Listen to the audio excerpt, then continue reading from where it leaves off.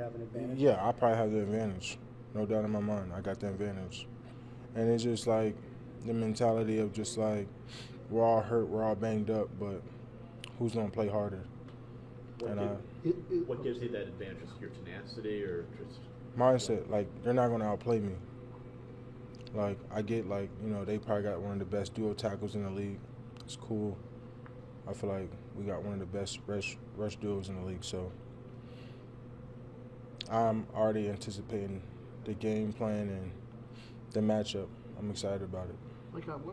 Obviously your mindset is a huge part of it, but what percentage of it is also just your conditioning, your superior athletic ability? What's the,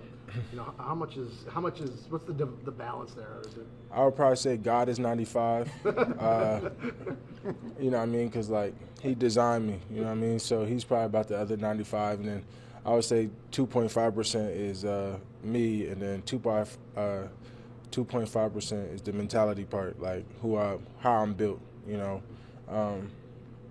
I was just, and I feel like if you look at like all the great players, I listen to all of them speak. I speak of like Kobe, Jordan, the flu games, the Game 6 in '97 when he's like, I'm dog tired, like, he's got 45 points and he comes up with that big stop and he ends the game. Like, there's a similarity in all greatness, and the more you try to find that greatness is the more you try to obtain. And you all, even Kevin Garnett, I listened to his motivational speak about, like, he's like, I just hate to lose, and that's just me. Like, I really hate to lose. Like, there was a time I was playing game night with my girl, and she went against me, and I lost, and I didn't speak to her for about 2 days. You know what I mean? So, like, it's just like that mindset, just hate to lose. Like, I hate to lose. I hate the feeling of someone beat me. I hate the feeling of someone stop me. Like, we're all tired. We all get tired. That's normal. We all have fear. That's normal. We all, we all have injuries, challenges of what we got to go through to get ready for the game. I think those is all normal, but what's not normal and what you have to develop is the mentality of pushing when we're tired, pushing when we're hurt. It's challenging, but when you get into that space, you find a lot of room to grow in it. What game was it? Categories, dog. Yeah, I like categories, dog. There's times like, I hate to say it, but I think this is the only time I'm like a prima donna in life is when I'm playing them board games. And now I got certain family members that don't even want to play unless they're on my team because they either might get kicked out or excluded from the rest of the activities for the week if they go against me. Matt, what other board games do you play? Code Names, Connect 4. I probably haven't lost in Connect 4 in like 5 years. Taboo's our thing too. Taboo, we love Taboo. So yeah, we like them little games.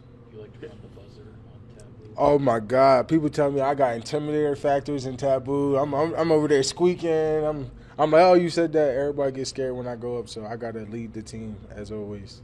Has that always been you, as the hate to lose kind of guy?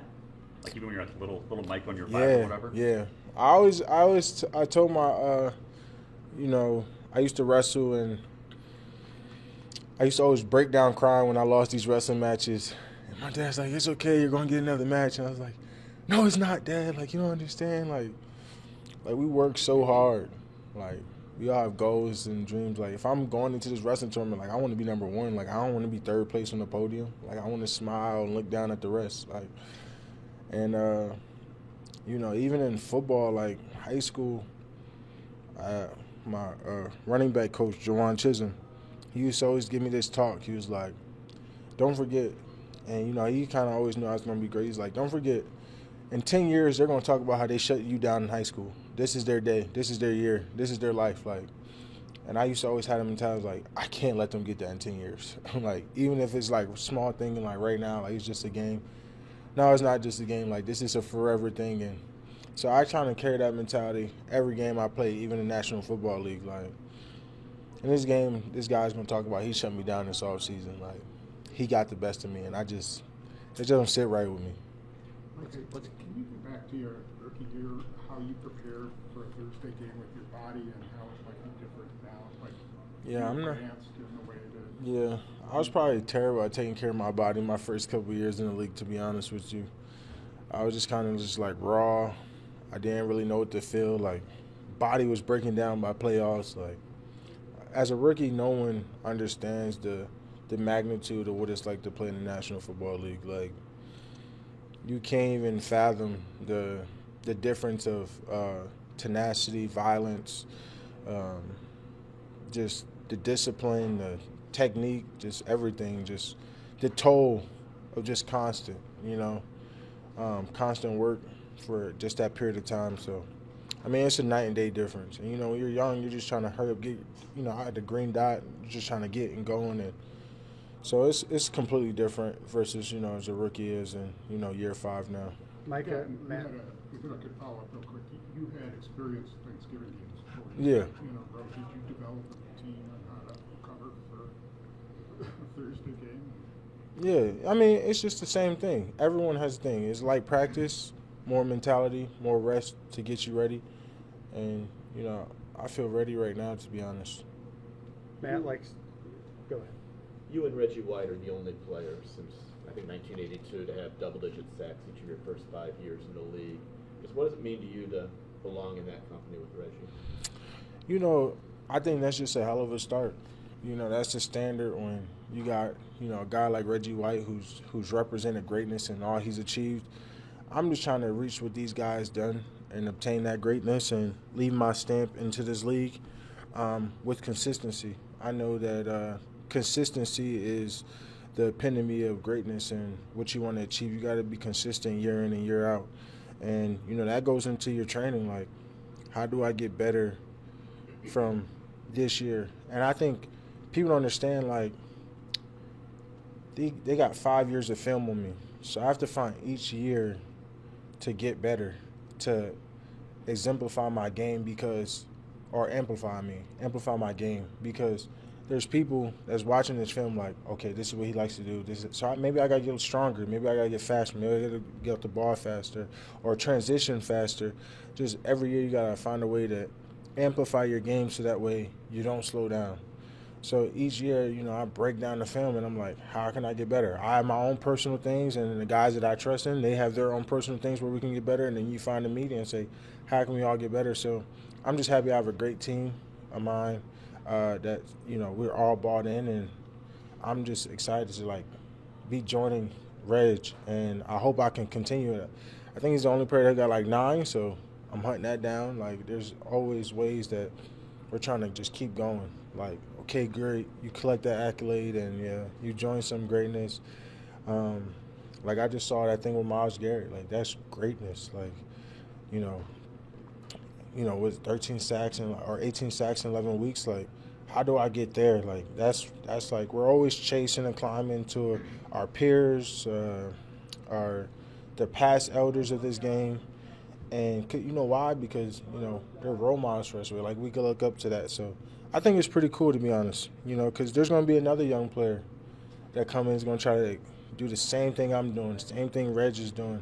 So, it's always great when we're achieving these things because, we're doing the possible. We're making the impossible possible. And then a bunch of people is going to be doing it. There's going to be a train of players that's going to continue to do it. When you're seeking out these other sources of motivation from Kobe, from Garnett, is that a year-round thing? Is it in season? Can you just kind of explain your process and what you gain from that? Yes, in season, it's out of season.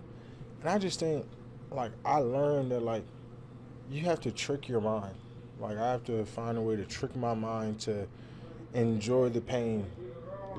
Because reality, if I come over there and, let's say I punch you in your face and you're like, damn, I just got punched in my face. And as a boxer, you're like, this guy's punching me in my face for 12 rounds. There's no way anyone in the world likes their face getting pounded in for 12 rounds. But you have to trick yourself into thinking, it doesn't hurt. You're not bothered by it. How can I keep going? And honestly, I watched this Andre Ward fight, and the highlights of this guy in the corner was he got knocked down, and he was losing the fight. He was like, Andre, you can still win this fight, Andre. Go out there, win this fight. 1 round, Andre. Go, Andre. Oh, Andre. And that just takes me back to my training.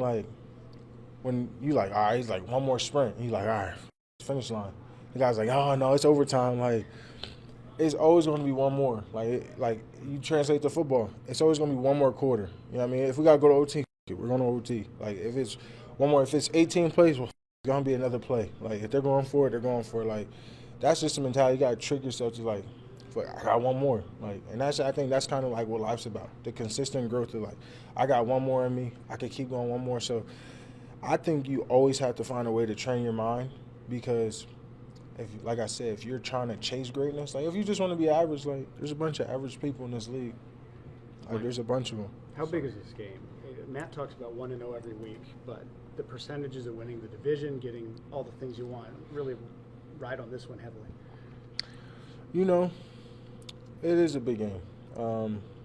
I think, you know, this over the last, you know, couple weeks, we won some good games and we lost some good games.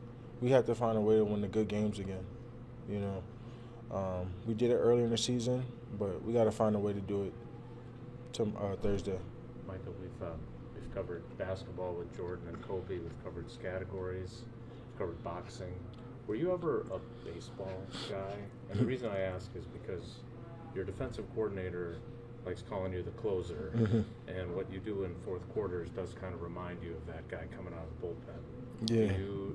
Do you view yourself as that, and do you have any favorite closers or anything that you can draw parallel to?